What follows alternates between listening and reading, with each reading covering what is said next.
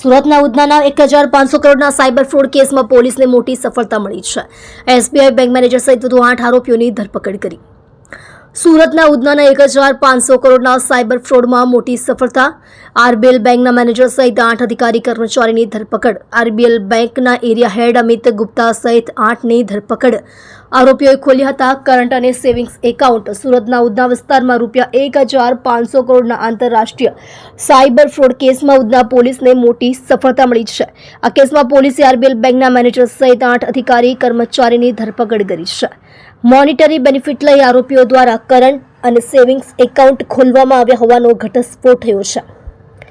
આરોપીઓને 50,000થી 2 લાખ સુધીનું કમિશન મળતું હોવાનું પણ જાણવા મળ્યું છે. હાલમાં હવે પોલીસે આરોપીઓની વધુ પૂછપરછ હાથ ધરી છે.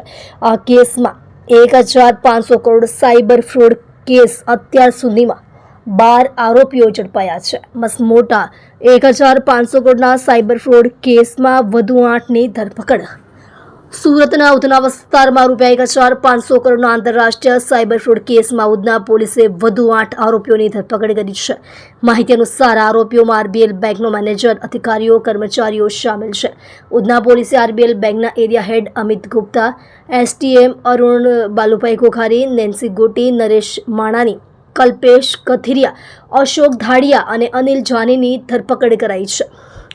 પોલીસ તપાસ અનુસાર બેંક અધિકારીઓને આરોપીઓ જ સેટઅપ બનાવતા હતા તેની માહિતી હતી. બેંકના અધિકારીઓ કર્મચારીઓ મોનિટરી બેનિફિટ લઈને કરંટ એકાઉન્ટ ખોલાવી આપતા હતા. કોઈ ક્વેરી આવે તો આરોપીઓને યોગ્ય માર્ગદર્શન પણ આપતા હતા.